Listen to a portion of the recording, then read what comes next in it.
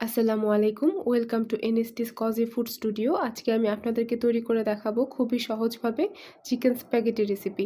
তো চলুন এবার রেসিপিটি দেখে নেওয়া যাক। আমি এখানে নিয়ে নিয়েছি বাঁধাকপি, গাজর এবং ফুলকপি। আমি ফুলকপিটা ছোট, ছোট টুকরা করে কেটে নিয়েছি। গাজর আমি খুবই পাতলা করে চিকন করে কেটে নিয়েছি এবং বাঁধাকপিও আমি এখানে খুব চিকন করে কেটে নিয়েছি। দেখুন বাঁধাকপি আমি এরকম চিকন করেছি।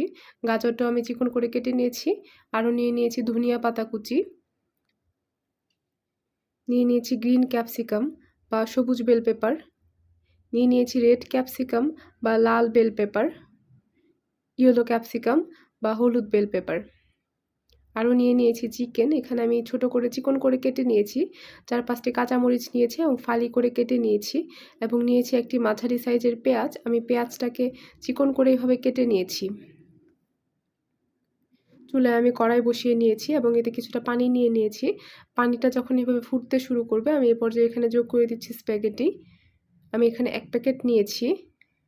আমি এখানে পুরোটাই দিয়ে দিয়েছি এবং এটা কিছুটা নেড়ে দিলাম। দেখুন ভিতরের দিকে চলে গিয়েছে, কিছুটা নরম হয়েছে। এ পর্যায়ে আমি এখানে যোগ করে দিব 1 চা চামচ পরিমাণ তেল। আরও দিয়ে দিচ্ছি 1 চা চামচ পরিমাণ লবণ।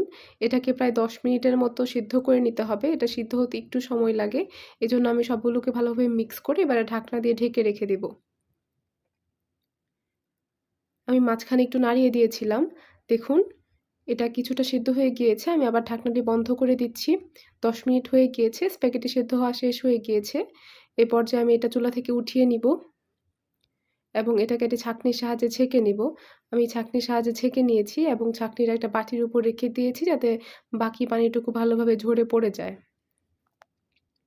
আমি চুলায় একটা কড়াই বসিয়ে নিয়েছি। এতে যোগ করে দিচ্ছি সাদা তেল। তেলটা একটু গরম হয়ে যাওয়ার পর এখানে আমি যোগ করে দিচ্ছি রসুন কুচি। রসুন কুচি সামান্য ভাজা হয়ে যাওয়ার পর আমি এখানে দিয়ে দিচ্ছি চিকেনের টুকরোগুলো। এগুলো দেখুন কালারটা চেঞ্জ হয়ে যাচ্ছে। চিকেন ভাজা হয়ে গিয়েছে কিছুটা। এ পর্যায়ে দিয়ে দিচ্ছি কালো গোলমরিচের গুঁড়া। দিয়ে দিচ্ছি 1 চা চামচ পরিমাণ লবণ। এগুলোকে কিছুক্ষণ ভেজে নিচ্ছি। এ পর্যায়ে দিচ্ছি 1/2 চা চামচ পরিমাণ লাল মরিচের গুঁড়া। আপনারা ঝাল বেশি খেতে চাইলে এখানে মরিচের গুঁড়ার পরিমাণটা আরেকটু বাড়িয়ে দিবেন।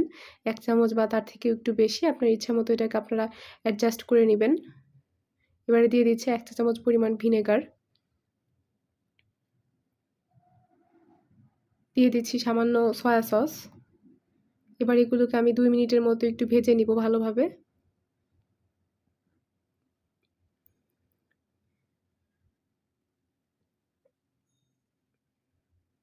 আমি সবগুলোকে ভেজে নিয়েছি দেখুন। এ পর্যায়ে আমি যোগ করে নেব আগে থেকে যে পেঁয়াজ কেটে রেখেছিলাম, পেঁয়াজ কুচি এখানে দিয়ে দিলাম। সাথে কাঁচামরিচের ফালিও আমি এখানে দিয়ে দিয়েছি। এখন এগুলোকে কিছুক্ষণের জন্য ভেজে নিব আবার। এগুলো ভেজে নিলে যাতে পেঁয়াজের কাঁচা গন্ধটা চলে যায় এমনভাবে একটু ভেজে নিতে হবে। এদিকে চিকেনগুলো ভালোভাবে সিদ্ধ হয়ে গিয়েছে, খুব ভালোভাবে ভাজা হয়ে গিয়েছে। যখন বুঝবেন এরকম হয়ে গিয়েছে, এ পর্যায়ে আমি আগে থেকে যে সবজিগুলো কেটে রেখেছিলাম এগুলো একের পর এক যোগ করে দিব। তার আগে আমি এখানে দিয়ে দিচ্ছি টমেটো সস। আমি মোট 3 চা চামচ পরিমাণ টমেটো সস এখানে দিয়ে দিলাম। টমেটো সস দেওয়ার পর দেখবেন এটা কালারটা চেঞ্জ হয়ে গিয়েছে এবং কালারটা আগে থেকে এটা সুন্দর হয়ে যায় এবং খেতে ভালো লাগে একটু টমেটো সসটা দেওয়ার কারণে। এ পর্যায়ে আমি এখানে দিয়ে দেবো আগে থেকে যে সবজিগুলো কেটে রেখেছিলাম সবগুলো সবজি।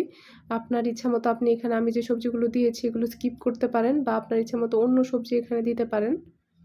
এটা আপনার ইচ্ছামতো এগুলো ভালোভাবে নেড়ে সিদ্ধ করে নিতে হবে। এখানে কোনো বাড়তি পানি যোগ করতে হবে না। দিয়ে দিচ্ছি হলুদ ক্যাপসিকাম। দিয়ে দিচ্ছি লাল ক্যাপসিকাম। এবার দিয়ে দিচ্ছি সবুজ বেল পেপার। সবকিছু আমার দিয়ে দেওয়া শেষ হয়ে গিয়েছে। এগুলোকে এভাবে ঢাকনা দিয়ে সেদ্ধ করে নিতে হবে এবং একটু পরপর নেড়েচেড়ে দেখতে হবে যাতে কড়াইয়ের সাথে লেগে না যায় এবং পুড়ে না যায়। দেখুন এগুলো সেদ্ধ হয়ে গিয়েছে সবগুলো সবজি। আমি এ পর্যায়ে যোগ করে নিচ্ছি স্প্যাগেটিটা যেটা আমি চাকনিতে রেখে দিয়েছিলাম। এই পর্যায়ে আমি এখানে দিয়ে দিচ্ছি 5 চা চামচ পরিমাণ টমেটো সস। আমি সবগুলোকে ভালোভাবে মিক্স করে নিয়েছি। এ পর্যায়ে দিয়ে দিচ্ছি স্প্যাগেটি মশলা। এটা প্যাকেটের ভিতরেই ছিল। আমি এবার এটাকে দিয়ে দিলাম। সবগুলো দিয়ে দেওয়ার পর এটাকে খুব ভালোভাবে এবার মিক্স করে নিতে হবে। আমি এটাকে মিক্স করে নিয়েছি। এখন 1-2 মিনিটের মতো একটু জাল দিয়ে নিব। তারপর এটাকে আমি দিয়ে দিচ্ছি ধনিয়া পাতা। ধনিয়া পাতা দিয়ে দেওয়া শেষ হয়ে গিয়েছে। এবার রান্না প্রায় শেষ হয়ে গিয়েছে। আমি এবার এগুলোকে কড়াই থেকে উঠিয়ে নিব 1 মিনিট জাল দেওয়ার পর। এখন আর ঢাকনা দেওয়ার প্রয়োজন নেই। এই পর্যায়ে শেষের দিকে এসে আমি এটাকে উঠিয়ে নিলাম। দেখুন কত সহজে চিকেন স্প্যাগেটি রান্নাটা হয়ে গেল। এরকম আরও অনেক রেসিপি পেতে আপনারা আমার চ্যানেলটিকে সাবস্ক্রাইব করুন। আল্লাহ হাফেজ।